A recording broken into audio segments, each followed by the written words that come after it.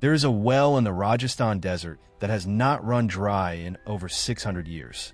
It sits in one of the hottest, driest regions on Earth, where summer temperatures exceed 50 degrees Celsius and rainfall is measured in single digits annually. The families who live near it have never paid a water bill. They have never called a utility company. They have never waited for a government pipeline. And the water that comes out of that well is cold. Not cool.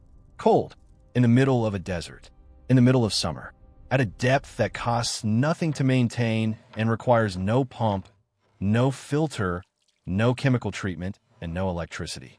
That well was built by people who had no engineering degree, no computer model, and no construction company. They built it with the knowledge of the ground beneath their feet.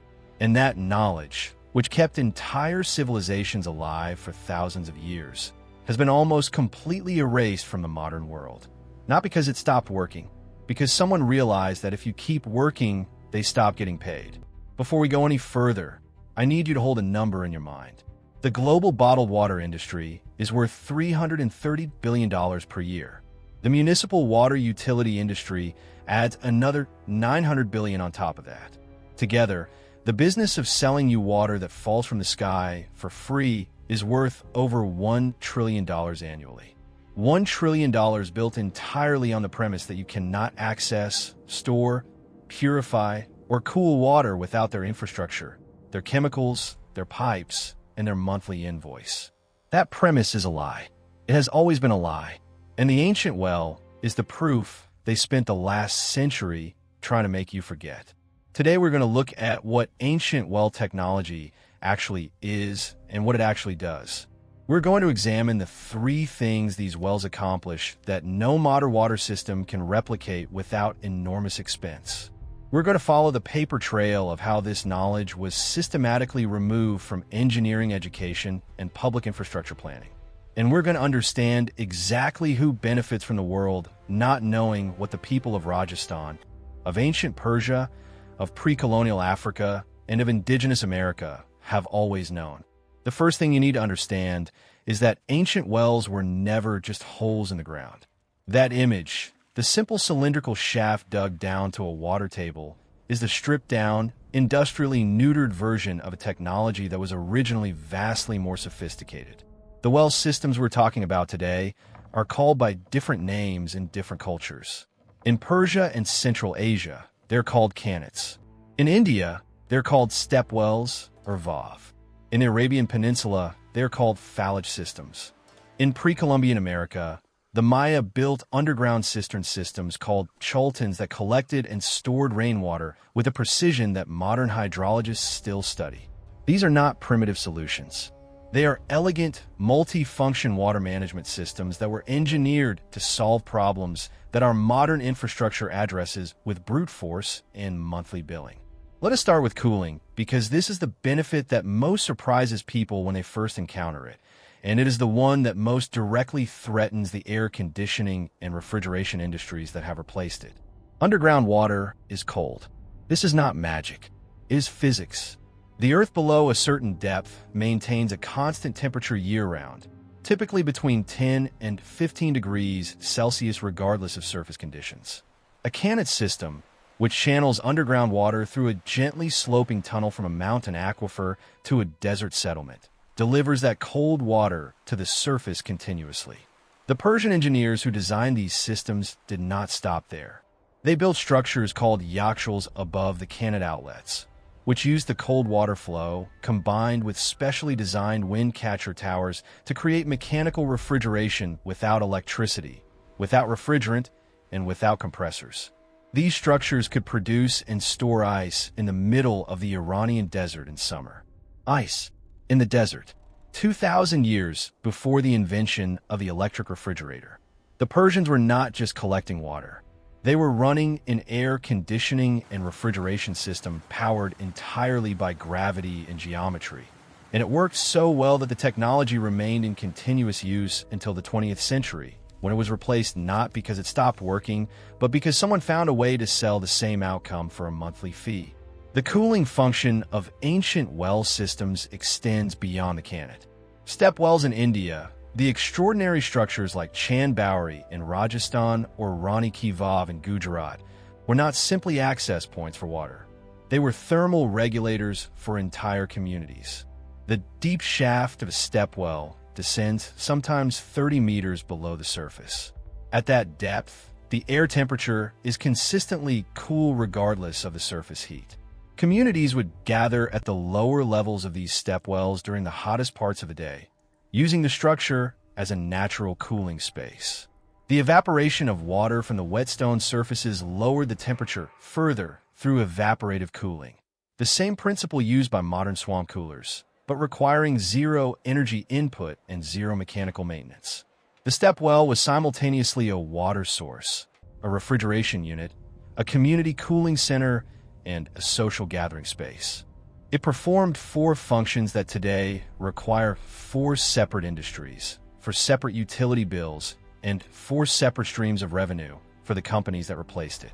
Now let us talk about healing, because this is the dimension of ancient well technology that the pharmaceutical and bottled water industries find most threatening.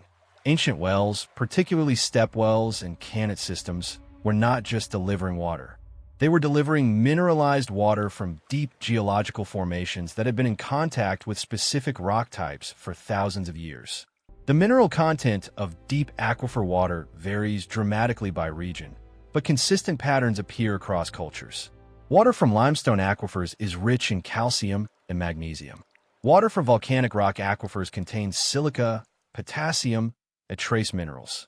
Water that has traveled through certain clay formations picks up specific mineral profiles that have been associated with therapeutic properties across dozens of independent cultures on multiple continents.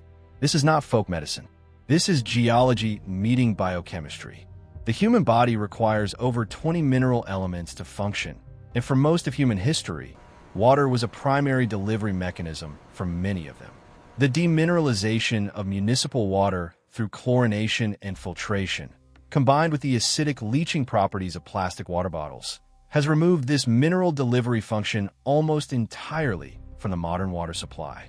The result is a population that is chronically mineral deficient and a supplement industry worth over $200 billion per year that sells back in capsule form what ancient water systems delivered for free.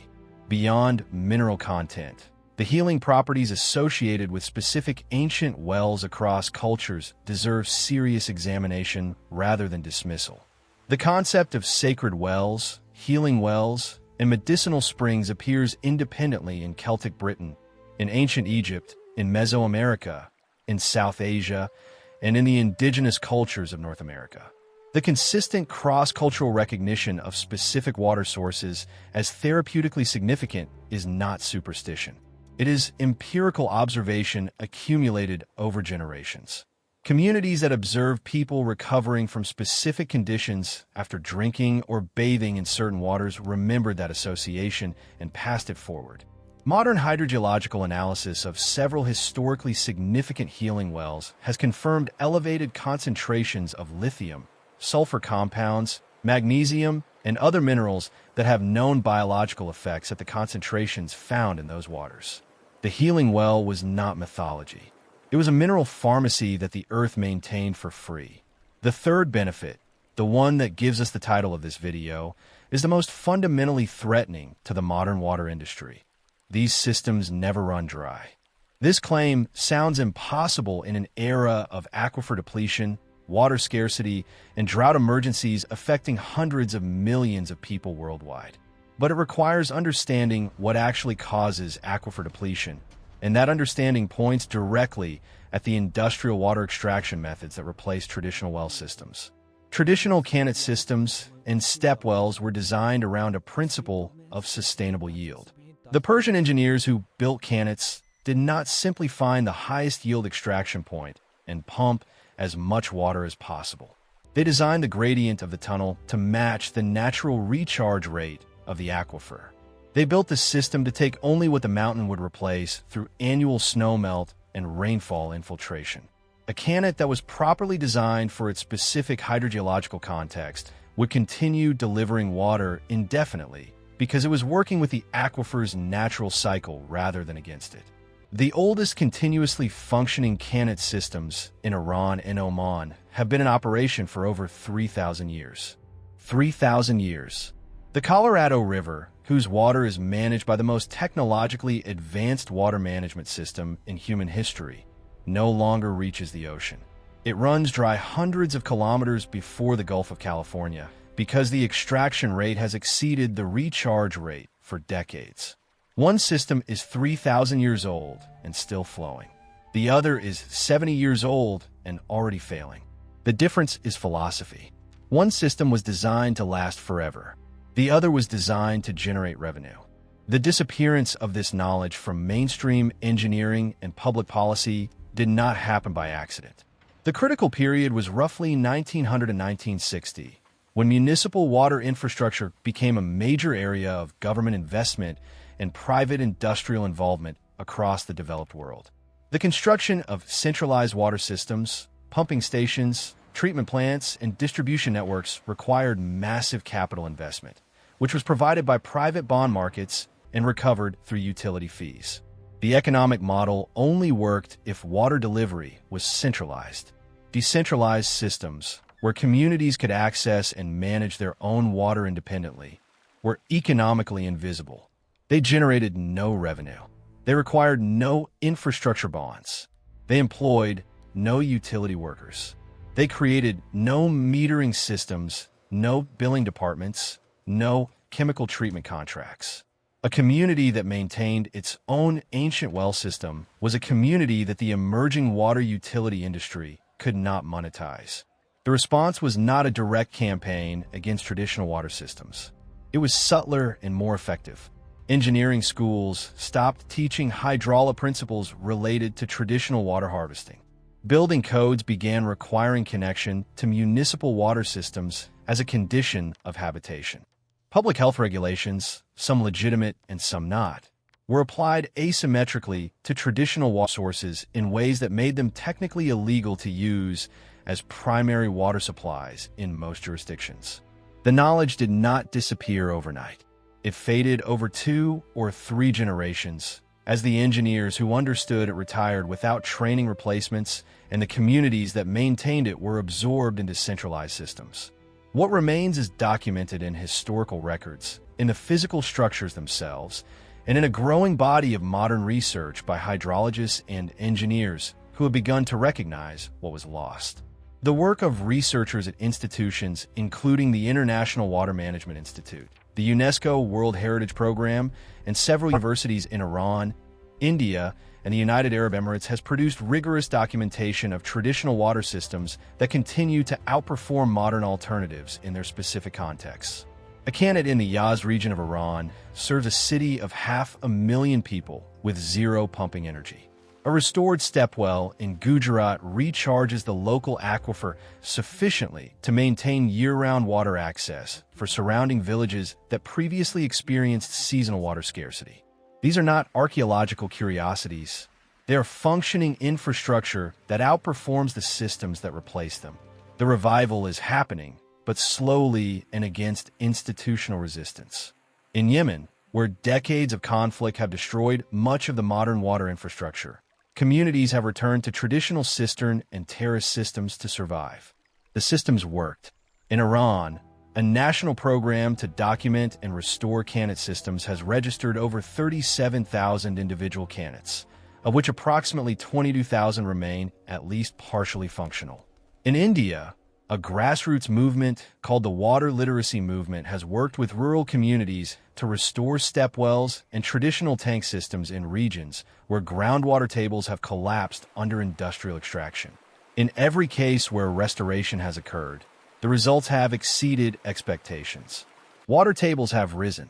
Seasonal springs have resumed flowing. Communities have regained water independence. The technology exists. The knowledge exists. The physical structures, in many cases, still exist. What does not exist is the political and economic incentive to restore them, because their restoration would directly undermine the revenue streams of the industries that replace them. A community with a functioning Qanat or restored stepwell does not need municipal water service. A household that understands rainwater harvesting and natural filtration does not need bottled water. A region that manages its aquifers according to traditional sustainable yield principles does not experience the water scarcity that drives demand for expensive desalination and long-distance water transfer infrastructure.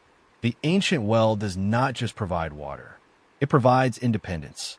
And independence, in a world built around manufacturer dependency, is the most dangerous thing of all. There is a researcher named Anupam Mishra who spent 30 years documenting the traditional water systems of Rajasthan. He gave a TED Talk in 2009 in which he showed systems of extraordinary sophistication built by communities with no formal engineering training, no government funding, and no outside expertise. Systems that had maintained water access in one of the harshest environments on Earth for 500 years. He said something in that talk that has stayed with me. He said that the people who built these systems had no 5-year plan.